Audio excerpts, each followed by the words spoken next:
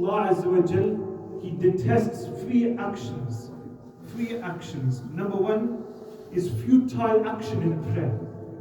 Yes, futile action in prayer. Number two, it is obscenity when fasting. And number three is laughing near graves.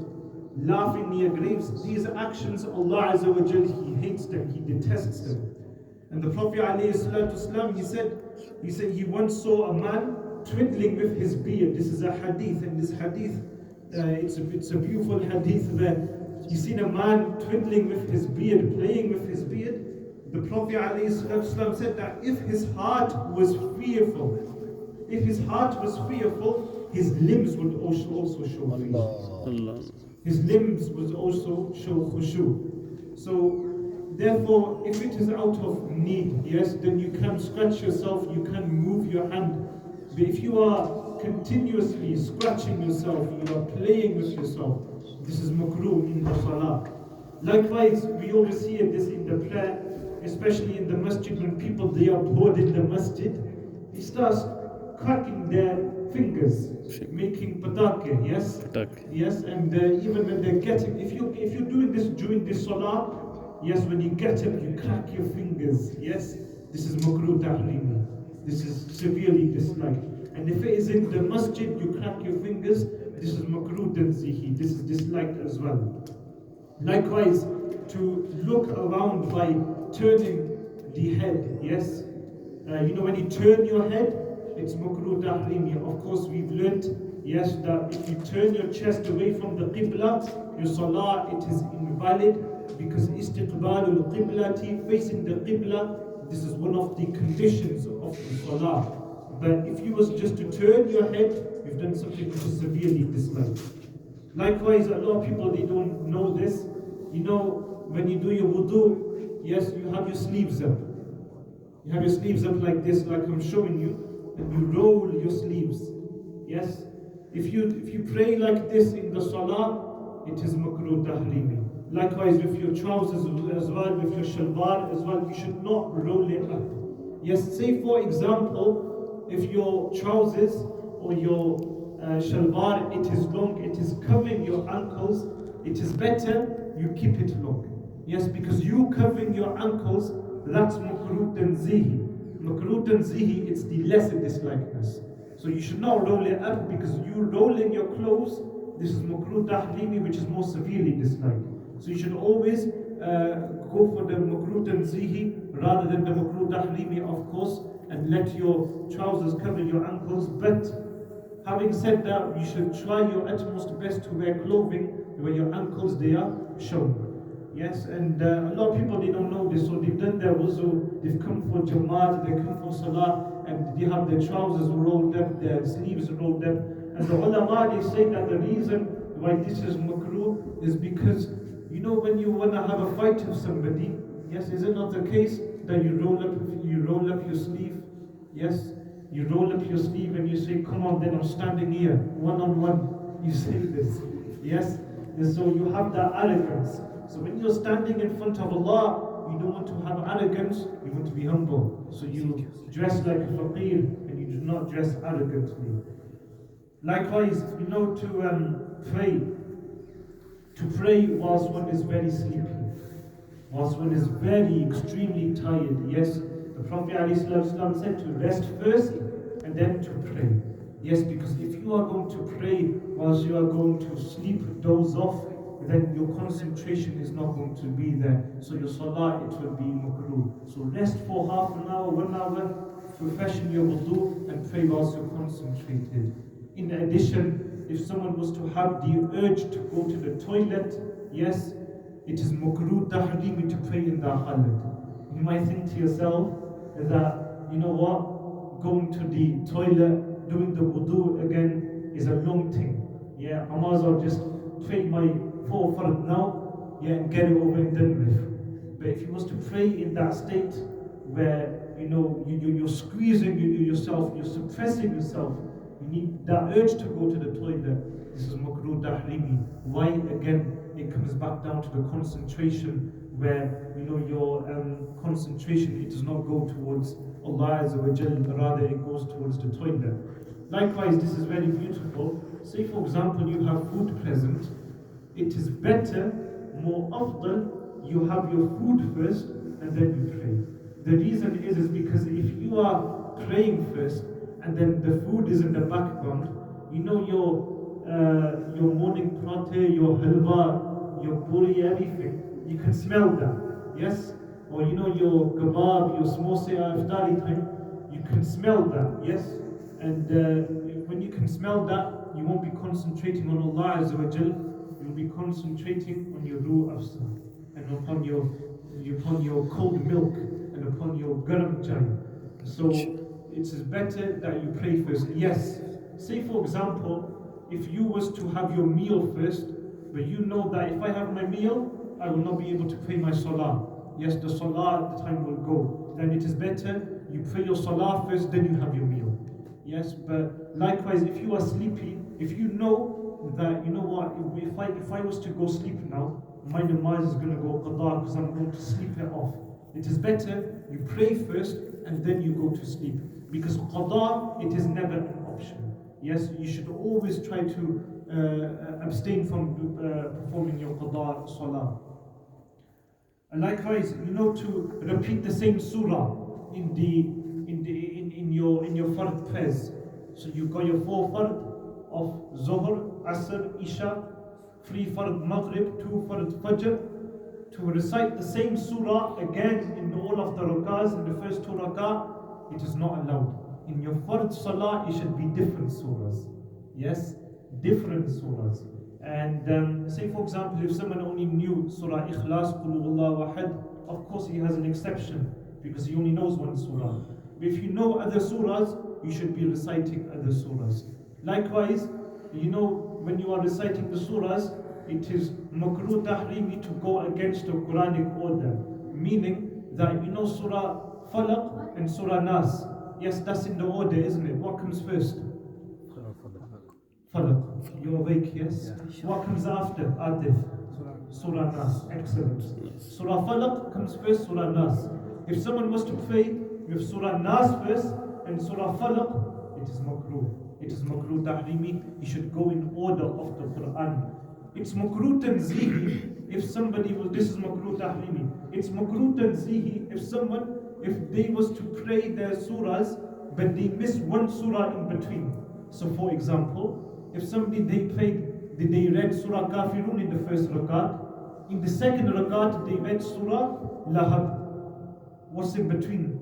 Surah Nasr. إِذَا جَاءَ نَصْرُ اللَّهِ وَالْفَتْحِ. Yeah, he's missed that surah. It's actually makruh tanzihi to miss one surah in between.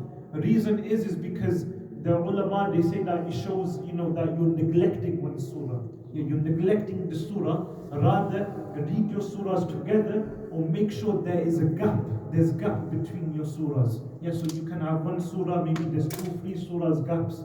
And you can, so if someone was to read Surah Kafirun in the first rakat, second rakat, he read Surah Nas, it is fine because there's a gap. But if there was one surah gap, you should refrain from it.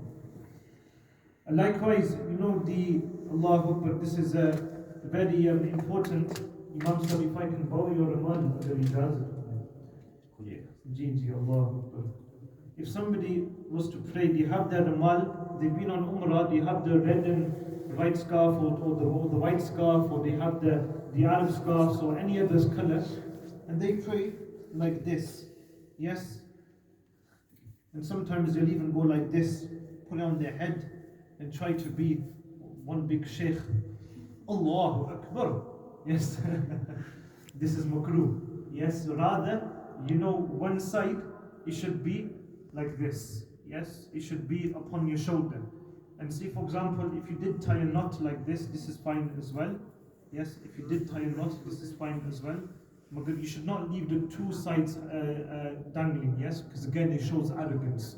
Rather, you just put one, say for example, if during the salah, if it does come down like this, you just put it up like this again, upon your shoulders, the rumal or the scarf, and you carry on with your salah. A lot of people, they don't know this, and they're praying with so much khushu, with 2 sides dangling. It is not allowed. Outside of salah, it is a different story. You can do what you like with the rumal. In terms of the Allahu Akbar, It's makruh. It's disliked to pray your salah in the presence where people they are sleeping. Yes, maybe the reason behind this I do not know. But what I find what I'm thinking of is maybe the people who are sleeping, maybe they're snoring. Yes, maybe they're snoring and maybe that might affect your salah. You might be distracted. Or maybe you praying might distract them. Yes, but even if it did distract them, if it did distract them, then what's it called? Really, it's good because then they will get up and they will pray salah. But the other reason could be, and this is a very the other reason could be is if he was to pray, but the person he's sleeping, but he's facing the qibla, but he's sleeping. Yes, he's sleeping, but you're praying in front of him. That's makruh tahrimi as well. So in these situations, that makruh tahrimi with the sleeping person. But likewise with the praying on a pathway. Yes, so praying on the street, on a path where people they are walking. Yes, it is makruh. You are not allowed to pray on a pathway. You should pray in a corner where you are not going to give any taklif to anybody. But likewise, another point which is not mentioned in the modern fiqh books is that if an imam he was to stand upon a stage, yes, but on the ground there is his muqtadis. So the imam he is leveled up, but on the ground there is the muqtadis. That's makruh tahrimi. So if the imam he is upon a higher place and the lower place all of his muqtadis are, it is makruh. Rather, what should happen is that with the imam upon the stage, upon the higher level, there should be one or two saf. There should be some people with him. If he has that one or two saf, then below the stage, like in the hall, then there can be as many people as they want. But the imam, he should not be at the top by himself. Allahu Akbar. There's so many other points mentioned, but I cannot mention them. But I will mention one of the last 2-3 points. Is that it's makruh to pray when there is a picture in front of you. Yes, a picture of an animal, a picture of a human being. It's makruh tahrimi. Likewise to the side as well. Wherever you pray, it should be free from pictures. And even your clothing, your jumper, your t-shirts, your trousers, you should always check that you are not wearing things that have an animal on there or that have a face on there. Otherwise your salah, it would be makruh tahrimi. Likewise, even to pray so for example, you're praying, but you refrain from putting something in front of you. You refrain from putting something in front of you, so people they are passing. The Prophet ﷺ said that the people they would not pass a worshipper because had he known the dislikeness of passing it, he would wait for 40. Now we do not know what that 40 is. Is it 40 years, 40 days? He would wait for 40 for the worshipper to finish his salah. Yes, it is not allowed to pass someone when you are praying. So if you are praying, you should put like a sutra, they call it. Yes, it is an arm's length. So these mosque benches we have, if you was to put that to the side and put it in front of you, that becomes a sutra. People they can pass you. Likewise the chair as well, and the sutra it's the arm's length, and it is the sword as well. The width it is the sword, and the length it is the arm's length. So when someone walks past you, can you put your arm in front to stop? Really, you should refrain from putting your hand in front. You're praying your own salah. Yes, you just concentrate on your own self. I remember, when I went to Umrah, sometimes I see people that they try to do this. Yes, because the thing is, you do not want to do something which is amali kathir as well. So you just carry on praying your salah. Yes. Someone asked a very good question I think it was last night, regarding breaking your salah. Can you break your salah? Like, what are the conditions when you break your salah? Our Islam, it's a beautiful religion. First of all, we covered this in one of our Dars al-Taragi, is that when the Prophet ﷺ calls you, it is wajib for you to go to the Prophet ﷺ. And even then your salah does not break because you are still doing ibadat. But say for example, if somebody is praying and in his house he realizes that someone's fallen down the stairs, someone they're in pain or they're heavily bleeding. In an emergency case like that, you can break your salah and help that person. But let's say just for any other reasons, because you gotta answer a phone call, because you gotta quickly do something, or you cannot break your salah. Once you are in salah, then you pray your salah. But say for example, if there was a genuine reason, like for example, someone's fallen down and you need to attend to him quickly because you need to stop his bleeding, or you need to quickly call an ambulance, someone's is having a heart attack, a stroke or something, then you can make a salah and attend that. Likewise, if you're praying, your parents, they begin to cry out of pain. This is the adab of the parents. If you are praying your fard salah, you carry on praying your fard salah. But if you are praying your nafal, you can break your nafal and attend to your parents' needs, come back and start right from the beginning again. There's a lot of points mentioned, but inshallah we will leave that for another day. Likewise, when we said that praying in front of, if someone's sleeping, he's in front of you, yes, praying like that, it is makruh. Likewise, it is with the grave as well.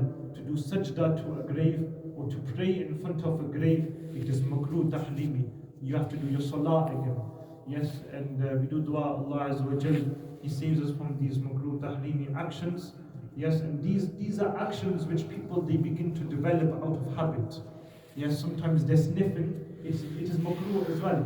It is makruh to sniff during the salah. And when you go, yes, it's makruh. You're sniffing the perfume. It is makruh. It is disliked. When you are in salah, you are talking to your Rabb. You are talking to your Creator. All these actions, they should not be there. Another question that was asked to me was regarding when you do sajda for the men, do their elbows, do they touch the ground? Yes, this is for the woman, that their elbows, both of them, they touch the ground.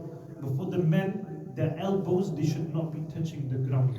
Yes, and there's karahat in there if the men they pray and their elbows, they are touching the ground.